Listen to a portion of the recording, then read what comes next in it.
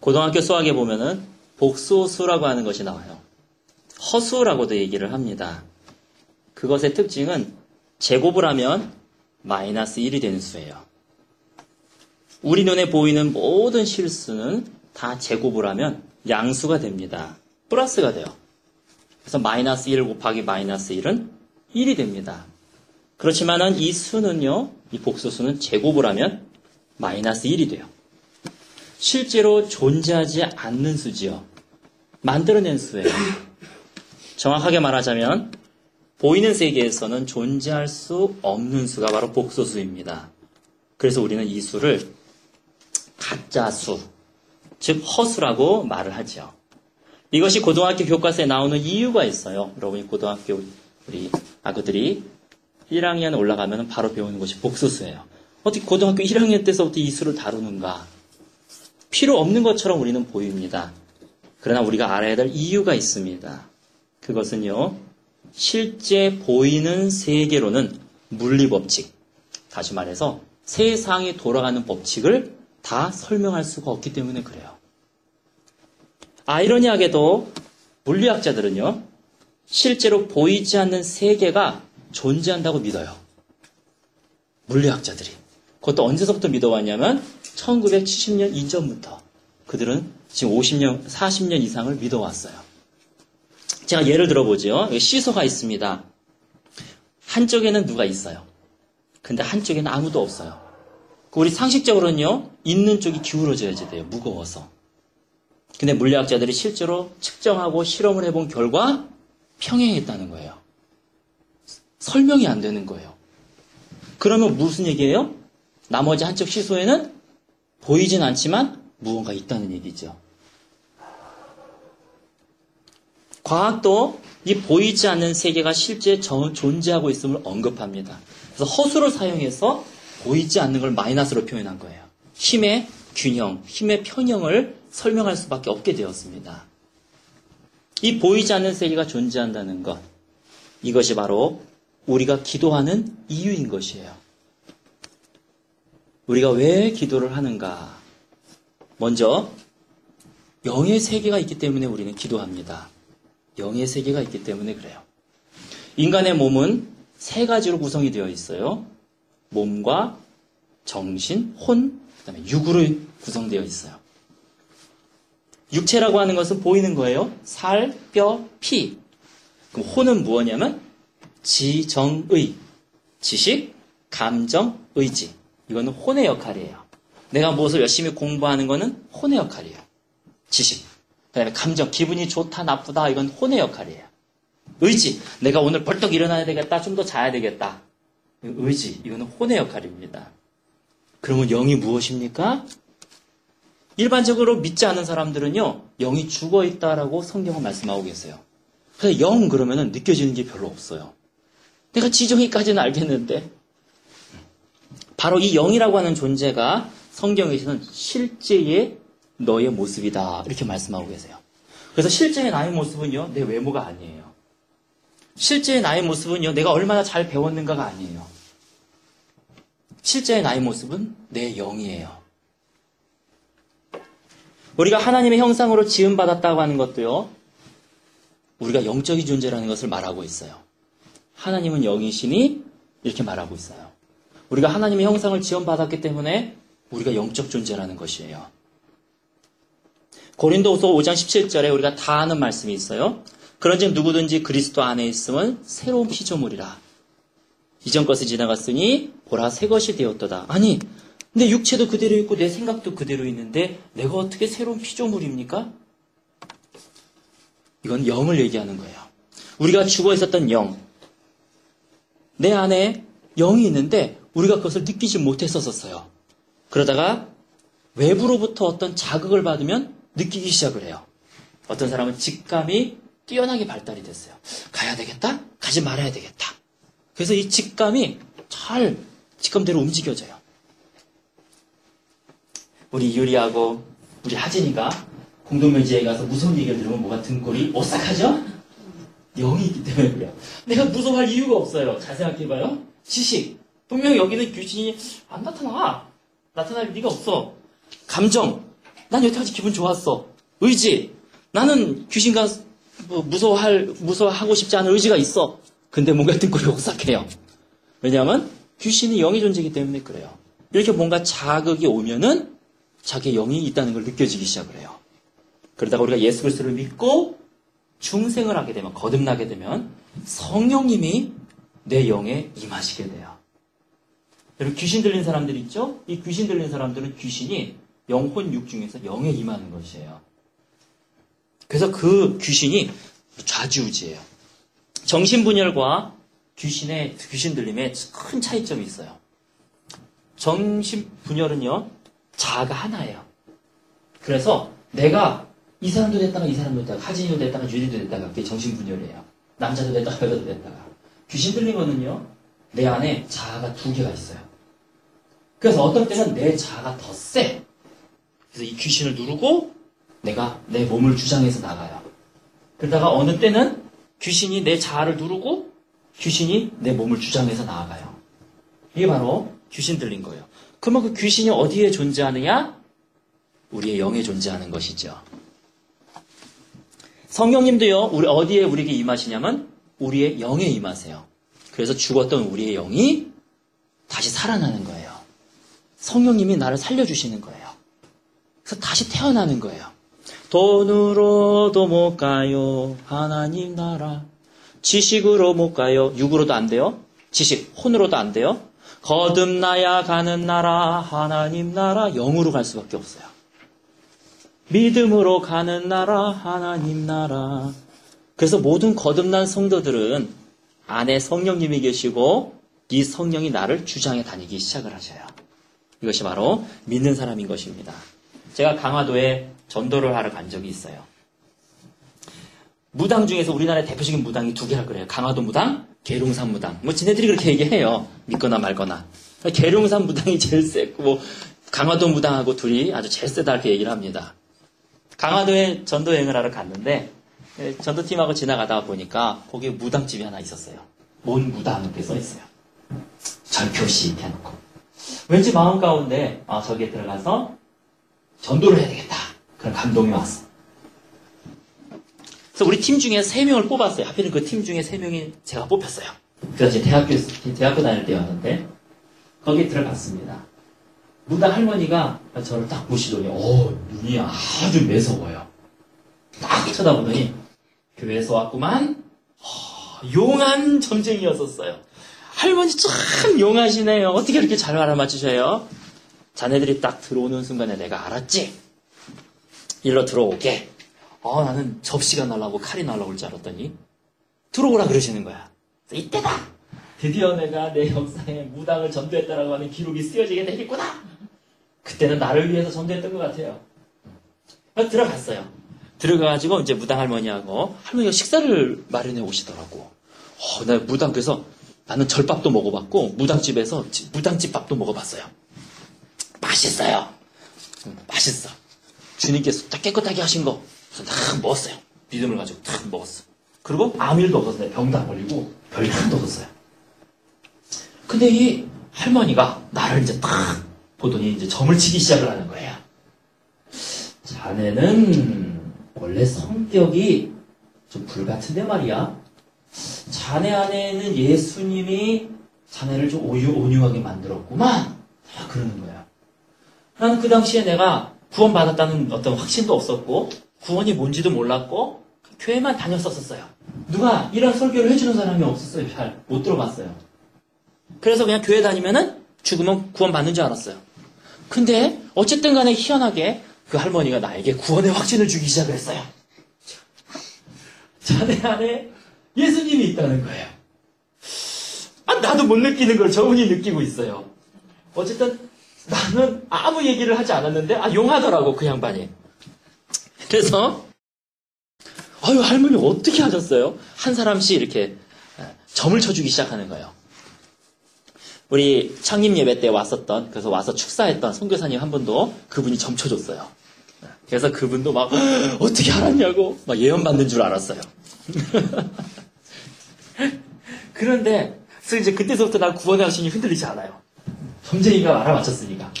근데 그 다음에 이제 우리가 전도를 하려고 그랬어요. 할머니, 예수님 믿으셔야지 돼요. 예수님 믿으셔야 구원받습니다. 이렇게 전도하려고 할머니 딱 했는데 이 할머니가 탁 가로막는 거야. 나 무슨 얘기인지 알아. 딱 그러세요. 무슨 얘기세요? 예수 믿어야 구원받는다는 얘기 하려고 그랬지 방금? 예. 그거 나 알아. 할머니가 그걸 어떻게 아세요? 어디 저기 누가 가르쳐 주셨어요? 아니. 그럼 뭐 그리스도인이 가르쳐 주셨어요? 아니. 그럼 어떻게 알아요? 내가 신을 모시고 있거든. 그 신이 나한테 어느 날 오더니 이러더래요. 무당에는 두 가지 종류가 있대요. 접신하는 무당과 학습 무당. 그들의 용어 그대로 사용하는 거예요. 접신 무당과 학습 무당이 있대요. 접신 무당은 뭐냐면 말 그대로 귀신이 들어오는 거예요. 그래서 막 점괘를 가르쳐주고. 학습 무당은 뭐냐면 여기에 은혜 받으시면 안 돼요. 성경 말씀할 때는 이러고 있다가 학습 무당 이러시면 안 돼요. 학습 무당은 뭐냐면 아버지 어머니 하는 모습 보고 이럴 때는 이런 구슬 하더라. 저럴 때는 저렇게 얘기하더라. 이렇게 해가지고 그거를 따라하는 거래요. 그래서 무당들은 서로 보면은 지위가 다르대요. 학습 무당은 밑에서 항상 기고 있고 자기네들은 다 뒤짐지고 다니고 학습 무당은 무당으로 인정을 안 한다 그러는 거예요. 그러면서 그 신이 자기에게 임했는데 그랬다는 거예요. 넌 지옥 가. 그랬다는 거예요. 아니 내가 왜 지옥에 가요? 너 예수 안 믿잖아. 아니 예수 믿어야 구원받는다는 게 어디 있어요? 예수 믿으면 왜 구원을 받아요? 아니야. 예수 믿어야 구원받아. 귀신이 그랬다는 거예요. 야, 그렇게 용한 제가 점쟁이를 처음 봤어요. 성경까지도 구원의 진리까지도 알고 있어요. 그래서 우리가 아니 할머니 예수 믿어야 구원받는다는 것도 다 알지만 왜 예수 안 믿으세요? 이 할머니가 더 이상 대답을 안 해요. 그러더니 이제 그만 가. 제가 나중에 나와서 알게 된 것은요. 하나님이 귀신보다 더 세다라고 하는 것을 이분이 모르신 거예요. 자기가 예수님을 접촉하거나 그리스도인과 접촉하면 자기 있는 귀신이 자기를 가만 놔두지 않는데요. 이리 부딪혔다가 저리 붙이게 하고. 그래서 아니에요 할머니 예수님이 더 강하세요. 그들의 용어로 표현해줘야 돼요. 더 세요. 할머니 그 귀신보다 천지를 창조하신 하나님이 더 세요. 걱정하지 마세요. 예수님 영접하세요. 그럼 귀신이 얼씬 더 못할 거예요. 근데 이분이 거기까지의 믿음이 없더라고요. 그럼 귀신이 안 가르쳐줬나 봐. 어쨌든 거기까지의 믿음이 없었어요. 제가 그때 영적인 사람은 영적인 사람을 알아보는구나. 저는 영의 세계를 잘 몰랐던 시절이었지만 정말 영의 세계가 존재하는구나. 뭔가 있구나. 보이지 않는 세계가 뭔가 있구나. 우리 그리스도인들이요. 내가 정말 면목상의 그리스도인인가 아니면 실제 그리스도인인가 알 수 있는 길은요. 무당집에 가보면 알 수 있대요. 제가 진짜 어디 전도 세미나가 있어서 갔어요. 전도 세미나 있어서 한번 가봤는데 예전에 그렇게 전도하는 법을 자기가 했다고 해서 가르쳐 주더라고요. 들어봤어요. 뭔가 하더니 무당집에 앞에 딱 가가지고 탁 서 있으면은 무당이 날 잡으러 나오면 나는 예수 믿는 사람이래요. 근데 무당이 나오지 않으면 난 별 볼 일 없는 사람이래요. 자기가 무당집 앞에 딱 서 있으면은 무당이 나중에 막 나와서 승질을 내면서 너 때문에 너 믿는 너희들 때문에 내가 점괘가 안 나온다고. 빨리 꺼지라고. 막 이런대요. 그러면은 그 사람은 이제 자기가 내가 내 안에 성령님이 존재하는구나 알 수 있다고. 근데 여기서 끝나면 안 된대요. 뭐 얘기하는 거야. 하여튼 여기서 끝나면 안 된대요. 거기서 딱 서가지고 그냥 못 가지 이래야 된대요. 제발 좀 가. 그래서 조금씩 수그러든대요. 막 큰 소리 쳤다가 못 가. 지금 어떻게 해야지 내가 가실 거예요. 저기 젊게 오는 사람들 중에서 일주일에 한 명씩 우리 교회로 보내. 그래야 된대요. 그래서 너 젊게를 말이야. 저 찬양마을교회 가야 네 부모가 나. 이렇게 젊게를 해야 되는 거야. 알았지? 알겠습니다. 그래서 이제 자리를 비켜줬대요. 그리고 몇 주 동안 한 명씩 보내주더래요. 정말 보내주더래요. 그래서 자기는 그렇게 전도했다고 우스개 소리이지만 뭐 진실이 섞여 있는 그걸 제가 들어본 적이 있습니다. 그만큼 우리 그리스도인들은요. 성령님의 강권하심 역사가 큰 거예요. 우리가 잘 못 느끼긴 하지만 아주 큰 거예요. 제가 어느 간증을 하나 봤는데 10년간 무속인이었다가, 무당은 아니었었어요. 하지만 무속의 세계를 잘 알고 있던 분이었었어요. 그걸로 돈을 벌진 않았을 뿐이지만, 이 10년간 무속인이었다가 구원받은 사람이 있어요. 자기가 어느 날, 그 사람은 10년 동안 귀신들을 섬기고 그랬으니까 이 귀신이 가만 놔두질 않는 거예요. 우리 그리스도인들은 꼼짝 못해요. 그리스도인들에게는 귀신이 손도 못 대. 하지만 이 무속인은 10년 동안 맨날 정화수 떠놓고 기도하고 뭐하고 이랬던 사람이라 귀신이 그냥 물러가질 않는 거예요. 그래서 어느 날 귀신이 자기를 막 목 조르고 막 이러더래요. 그래서 자기가 예수님의 이름으로, 자기가 어떻게 이렇게 말이 튀어나오는지는 모르겠지만 예수님의 이름으로 명하노니 물러가라! 이 한마디 했더니 귀신이 갑자기 펑 나가서 떨어지더래요. 야, 이거 재밌네! 그 다음부터 야, 다 나와! 그랬다 그러더라고요. 그래가지고 2시간 동안에 다 떼어버렸대요. 귀신들을. 그리고 자기가 또 실험을 했대요. 공동묘지에 가가지고 귀신이 나오나 안 나오나 실험을 했대요. 자기가 접신하던 무당이니까 알잖아요. 느낌이 오잖아요. 그래가지고 딱 산소에서 기다렸는데 확실히 자기가 예수님 믿으니까 귀신이 꼼짝도 못하고 못 나오더라. 이렇게 간증하는 것을 제가 들어본 적이 있습니다. 여러분, 우리 안에 계신 성령님은요, 강하신 분이에요. 우리가 거듭났다면 우리 안에 성령님이 계시고 그 성령님은요, 엄청나게 강하신 분이셔요. 나를 주장하시는 분입니다. 내가 예수 그리스도께 굴복하고 성령님, 내가 주의 말씀대로 살겠습니다. 예수님, 내가 주님의 말씀대로 살겠습니다. 내 모든 자아를 내려놓습니다. 내 가지고 있는 욕심들, 내 가지고 있는 편견들, 주님 다 내려놓고 내 온몸을 온전히 주님 앞에 산제사로 드립니다. 주님께 굴복한 사람은요, 성령님은 인격적인 분이시기 때문에 그 굴복한 사람에게 성령님은 역사하셔요. 그래? 그럼 이제부터는 내가 너를 주장하여 이끌고 가겠노라. 그래서 성령님이 나를 막 끌고 다니시는 거예요. 그래서 사람들을 살리고 생명을 구원하고 또 어려웠던 사람들을 도와주고 이 세상의 빛과 소금의 역할을 감당하는 것입니다. 어떻게 보면 우리 그리스도인의 삶은요, 주님 앞에 굴복해가는 과정이에요. 이제는 내 생각대로 살았고 내 느낌대로 살았다면 이제 예수님을 주님으로 영접할 때가 됐어요. 이제 구원자뿐만 아니라 임금으로 모셔드릴 때가 됐어요. 주님이 좌로 가라 하면 난 좌로 가고 주님이 우로 가라 하면 난 우로 가겠습니다. 어떻게 보면 우리 그리스도인의 신앙생활은 예수님을 주님으로 모셔가는 생활이 아닌가, 그런 생각을 해보게 됩니다. 우리 역대하 20장을 보겠습니다. 역대하 20장입니다. 1절서부터 4절까지 한번 읽어보겠습니다.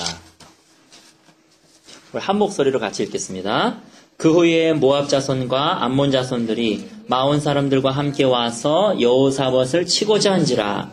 어떤 사람이 와서 여호사밧에게 전하여 이르되 큰 무리가 바다 저쪽 아람에서 왕을 치러 오는데 이제 하사손 다발 곧 엔게디에 있나이다 하니 여호사밧이 두려워하여 여호와께로 낯을 향하여 간구하고 온 유다 백성에게 금식하라 공포하매 유다 사람이 여호와께 도우심을 구하려 하여 유다 모든 성읍에서 모여와서 여호와께 간구하더라. 아멘.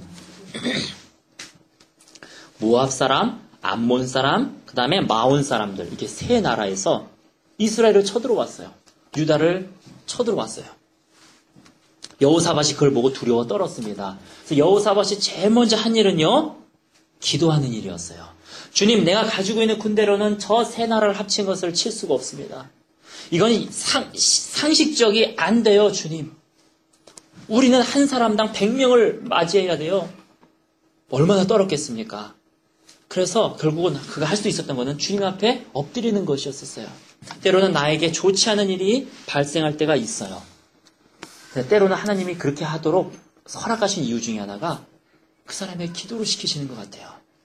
여호사밧도요, 평소 때는 주님을 찾지 않았다가 자기가 죽게 되니까 주님을 붙들었습니다. 근데 중요한 것은요, 우리 그리스도인들은, 비그리스도인들은 주님을 찾으면 신성모독이 돼요.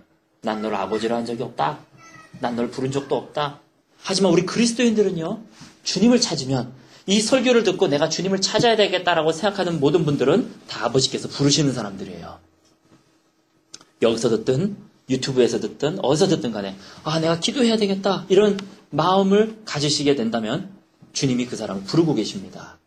기도의 자리로 부르고 계셔요. 주님이 우리가 기도의 자리로 갔을 때 주님은 반드시 우리의 기도를 들어주신다는 것이에요. 여러분, 이 시간에 낙심하지 말고 낙담할 필요도 없습니다. 기도의 자리로 나아가시기 바랍니다.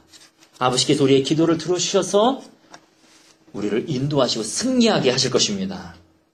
5절에서부터 13절을 보면은요, 여호사밧과 그 다음에 이스라엘 백성이 어떻게 기도했는지가 거기 쓰여져 있어요. 자, 15절에 보면 이어서 15절에 보면 이렇게 쓰여져 있습니다. 선지자 야하시엘이 있어요. 선지자가 하나님의 말씀을 갖고 나왔어요. 이제 기도의 응답을 받은 거죠. 야하시엘이 이르되 온 유다와 예루살렘 주민과 여호사밧 왕이여 들을지어다. 여호와께서 이같이 너희에게 말씀하시기를 너희는 이 큰 무리로 말미암아 두려워하거나 놀라지 말라. 이 전쟁은 너희에게 속한 것이 아니요 하나님께 속한 것이니라. 내일 너희는 그들에게로 내려가라. 그들이 시스고게로 올라올 때에 너희가 골짜기 어귀 여루엘 들 앞에서 그들을 만나려니와. 이 전쟁에는 너희가 싸울 것이 없다. 대열을 이루고 서서 너희와 함께 한 여호와가 구원하시는 것을 보기만 해라. 아니, 이게 말이 되는 겁니까? 싸워야지 승리가 있든지 말든지 하지 싸울 필요가 없대요. 너는 지켜보기만 하고 있으래요. 자, 주님께서 어떻게 싸우셨는가 21절에 보면 나와 있어요. 백성과 더불어 의논하고, 재미있는 거는 군인을 앞에 세운 게 아니라 노래하는 자들을 앞에 세웠어요. 성가대를 앞에 세웠어요. 그리고 그들에게 거룩한 예복을 입히고 군대 앞에서 행진하여 여호와를 찬송하게 했어요. 그리고 그 뒤로 군인들이 졸졸졸 따라갔어요. 어떤 놀라운 일이 일어나게 되느냐. 우리가 상식적으로는 군인을 앞에 세워야 되는데 성가대를 앞에 세웠다는 거예요. 주님의 전략이에요. 22절에 보면은 이렇게 써져 있어요. 그 백성의 찬송이 시작할 때 우리 한 목소리로 같이 읽을까요? 22절서부터 24절까지 시작. 그 노래와 찬송이 시작할 때에 여호와께서 복병을 두어 유다를 치러 온 암몬 자손과 모압과 세일산 주민들을 치게 하심으로 그들이 패하였으니 곧 암몬과 모압 자손이 일어나 세일산 주민들을 쳐서 진멸하고 세일 주민들을 멸한 후에는 그들이 서로 쳐 죽였더라.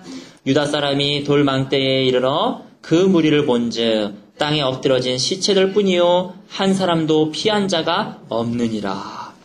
그들은요 기도하고 주님이 하라는 것밖에 한 게 없어요. 기도했더니 노래하라. 그들은 노래했을 뿐입니다.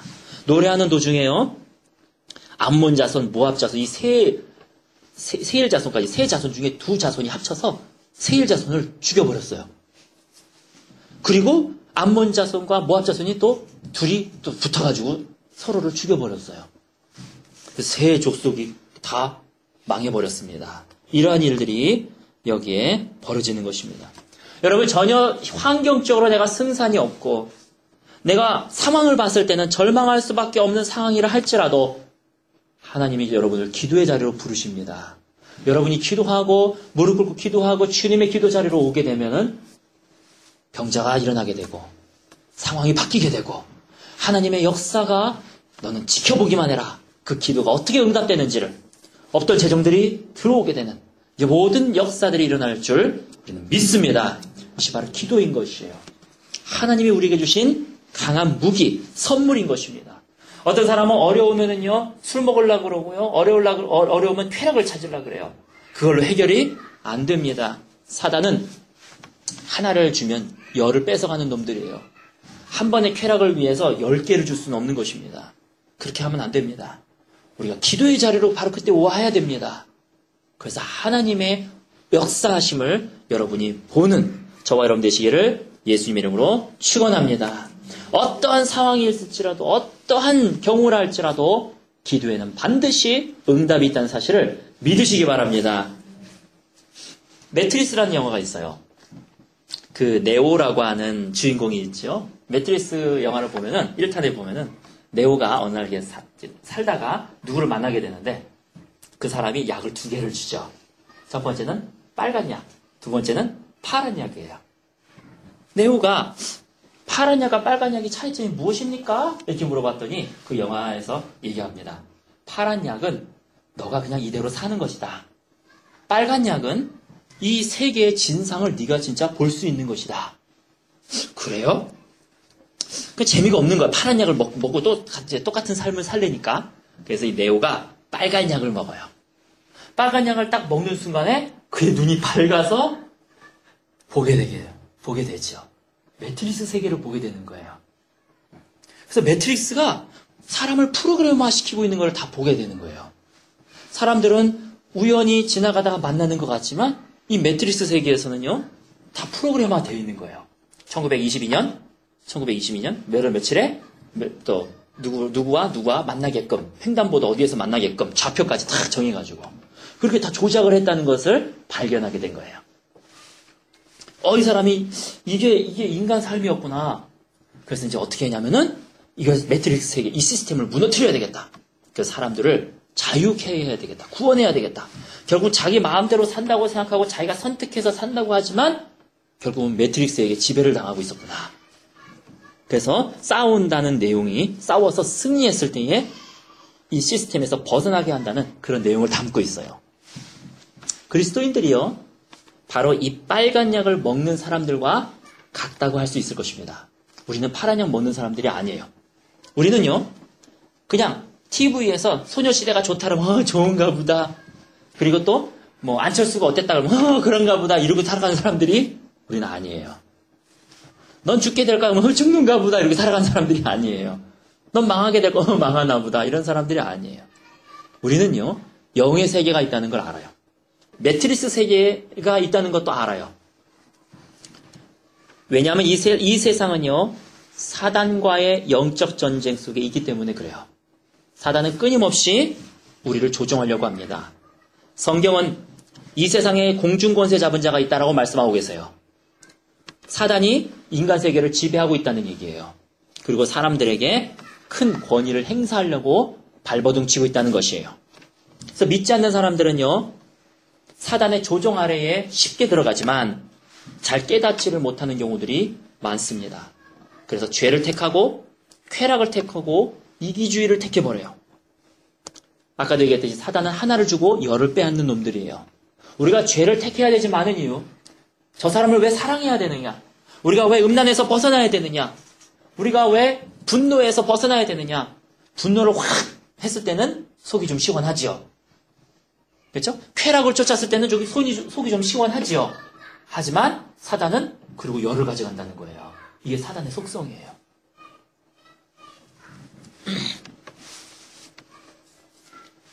우리 그리스도인들은요, 이 공중권세 잡은 자들이 인간을 조종하고 있음을 압니다. 그리고 그들과 싸워서 진리로 사람들을 자유케 할 수 있는 자들이라는 걸 우리는 알아요. 그들을 자유하게 해줄 수 있는 자들이 바로 우리라는 걸 압니다. 또한 나에게 묶여 있었던 것들도 다 끊어버릴 수 있고, 이러한 것들을 할 수 있는 일들이 바로 빨간 약을 먹은 자들이라는 걸 우리는 압니다. 우리 그리스도인들은요, 빨간 약을 먹은 자들이에요. 우리는 매트리스 세계를 볼 수 있는 자들입니다. 사단이 누구를 공격하고 있고 사단이 어떻게 움직이고 있고 하는 것을 우리는 다 영적 세계를 알 수 있는 그런 자들이에요. 이 보이지 않는 세계에서 큰 열매를 맺는 것, 이것이 바로 기도인 것입니다. 기도. 보이는 세계의 원천인 보이지 않는 세계를 컨트롤할 수 있는 것, 이것이 바로 기도인 것이에요. 기도는요, 내 자신뿐만 아니라 다른 사람들에게도 하나님의 능력과 역사를 이루게 하는 권능입니다. 기도는 전능해요. 물론 하나님이 전능하겠죠? 기도는 전능합니다. 기도는 하나님이 하실 수 있는 일이라면 무엇이든지 가능하게 만들어요. 기도해서 이루지 못할 일이 없어요. 주님은 말씀하세요. 누구든지 무엇이든지 구하고 의심하지 아니하면 그대로 되니라. 구해라. 의심하지 말아라. 그건 그대로 될 것이다 하고 말하고 있는 것입니다. 여러분, 병이 나을 것 같다는 믿음이 없습니까? 오늘 이 시간에 주님으로부터는 강한 믿음이 우리의 심령 가운데 심어지기를 예수님의 이름으로 축원합니다. 기도하면 되는 것이에요. 기도는 결코 땅에 떨어지는 일이 없습니다. 기도는 반드시 열매를 맺습니다. 여러분, 내가 내 상황 가운데 걱정이 됩니까? 여러분, 기도하면 반드시 열매가 맺어지는 것이에요. 문제는 내가 기도하지 않았기 때문에 일어나는 것입니다. 그것이 바로 성경이 말씀하시는 바예요. 내가 왜 어떤 일들이 벌어집니까? 나에게 왜 문제들이 벌어집니까? 내가 기도하지 않았기 때문에 일어나는 것입니다. 우리가 살면서 얻는 모든 열매는 바로 기도의 열매다라고 해도 과언이 아니에요. 다시 말하면 모든 일의 결과는 자기 자신이 기도했거나 모든 일의 결과는 자기 자신이 기도했거나 그를 위해 기도해주는 사람들이 있었기 때문에 그래요. 우리 유리가 좋은 대학에 들어갔어요. 서울대에 들어갔어요. 그러면 자기 자신이 그렇게 기도했거나 아니면 유리 엄마가 그렇게 기도했거나 둘 중에 하나예요. 나에게 있어서 일어나는 일들은요. 내가 기도했거나 남이 기도했거나예요. 그러니 저 믿지 않는 사람들을 향해서 누가 기도하시겠습니까? 여러분 또한 내 자신을 내가 기도 안 한다면 누가 기도하겠습니까? 오늘서부터 그 기도의 자리로 나아가는 저와 여러분 되시기를 예수님의 이름으로 축원합니다. 기도는 말이 안 되는 상황을 뛰어넘어서 말이 되게 만드는 것이 바로 기도인 것입니다. 제가 예전에 한번 이성미 집사님, 개그맨 이성미 집사님의 간증을 한번 얘기한 적이 있어요. 전 그 간증을 보고 참 감명을 많이 받았는데 이성미 씨가 어떻게 뭔가 좀 연루돼가지고 본의 아니게 나중에 이제 아니다라고 해결이 됐지만 자기가 너무 괴로워가지고 자살을 하려고 뭐 약을 엄청 먹었대요. 그런데 자살도 하나님이 허락 안 하시니까 함부로 할 수가 없더래요. 병원에 실려갔는데 깨더래요. 그냥 하나님이 그냥 깨워주셨대요. 이게 깰 수가 없는데 깨더래요. 수면제를 그렇게 먹었는데 어쨌든 간에 그러면서 자기가 그냥 자기 죽여주세요 이러고 있었더니 의사가 이렇게 얘기했더랍니다. 이성미 씨 지금 안 깨어나면 당신 평생 식물인간으로 살아가요. 불구자 돼요. 그 얘기 듣고 그러면 난 차라리 죽는 게 낫지. 그 벌떡 일어났다 그래요. 우리 죽는 거 별로 안 무섭잖아요. 아프게 사는 게 무섭지. 이 이성미 집사님이 가장 큰 고민거리가 하나 있었는데 그게 뭐냐면 자기 아들이었대요. 자기 아들이 그렇게 자기를 속을 썩이고 힘들게 했다고 합니다. 자기가 잘하는 것이 개그가 있었고 또 하나는 욕이었대요.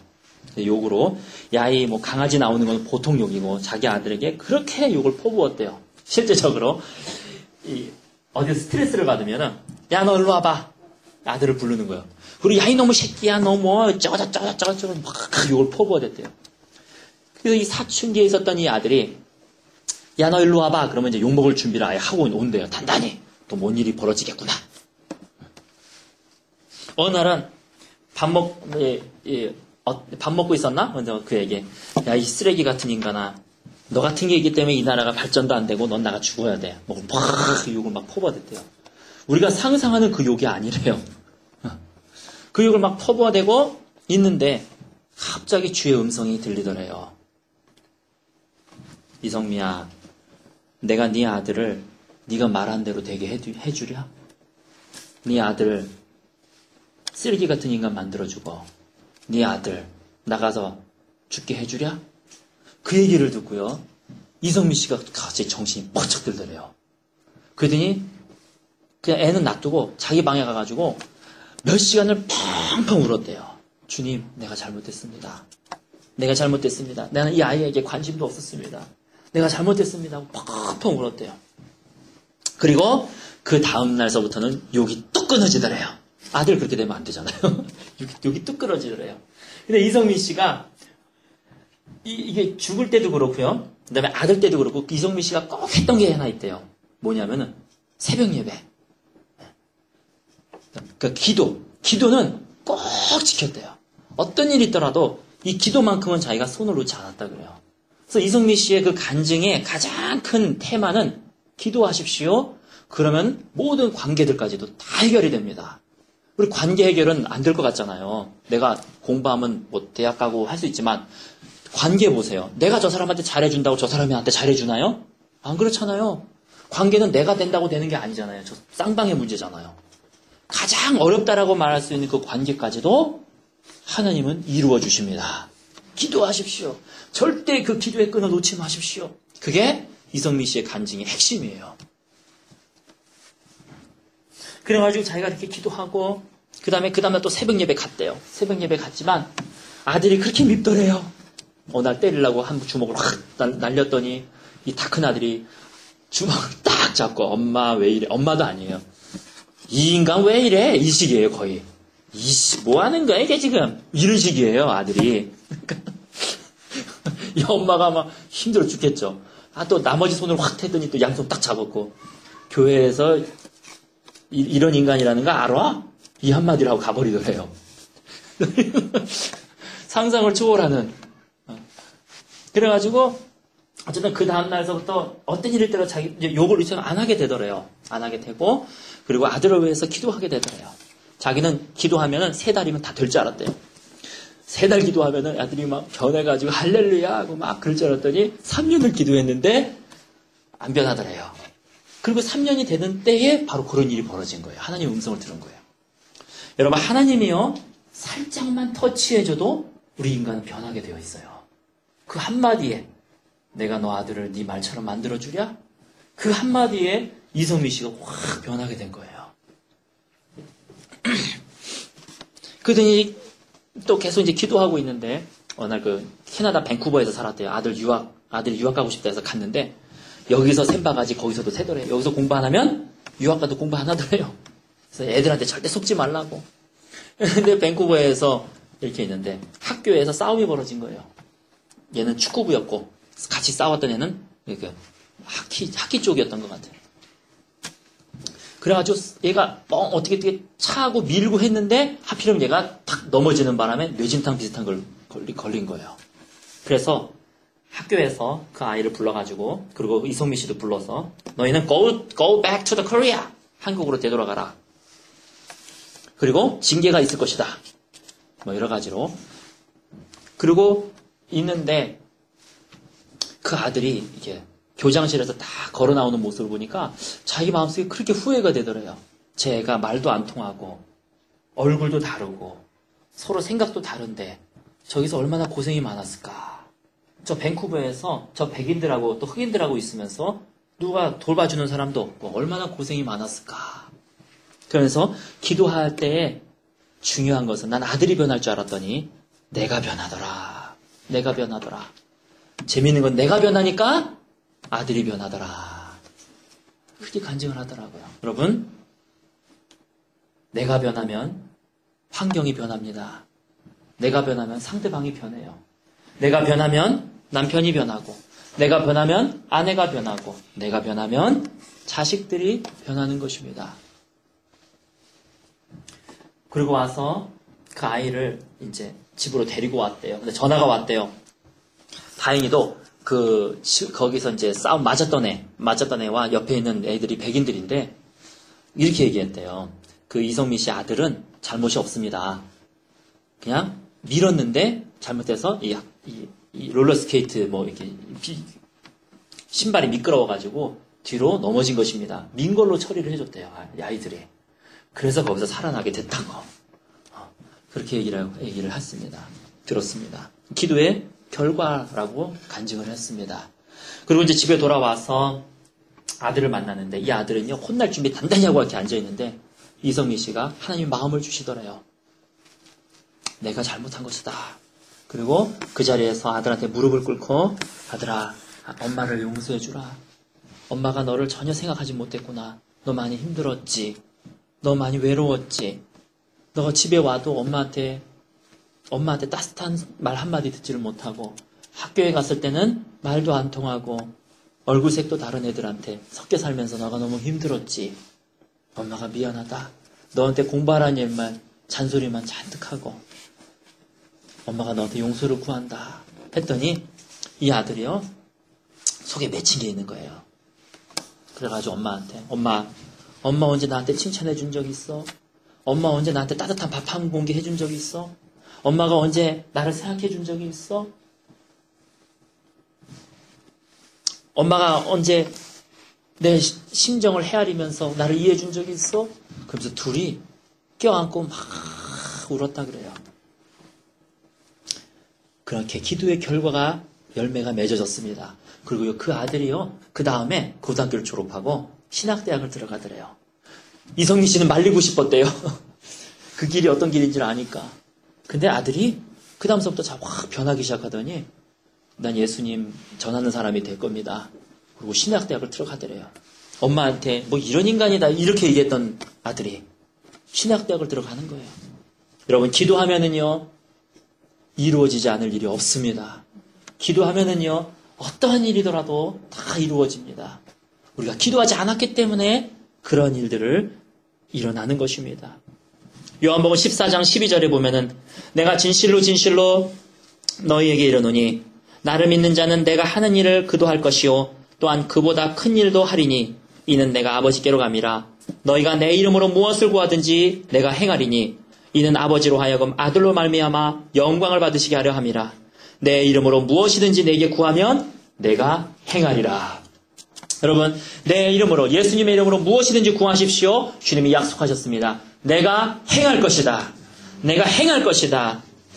절대로 하나님을 제한하지 마시기 바랍니다. 이 문제는 해결을 못할 거야. 이건 안 될 거야. 여러분 절대로 제한하지 마시기 바랍니다. 성경에 보면 그것이 의심이라고 되어 있어요. 하나님은 전지전능하시고 천지를 창조하신 분이기 때문에 내가 기도하면 반드시 그 기도도 이루어 주실 거야 하고 여러분 이 시간에 강한 믿음이 저와 여러분 속에 10년 가운데 임하는 시간 되기를 예수님의 이름으로 축원합니다. 같이 기도하시겠습니다.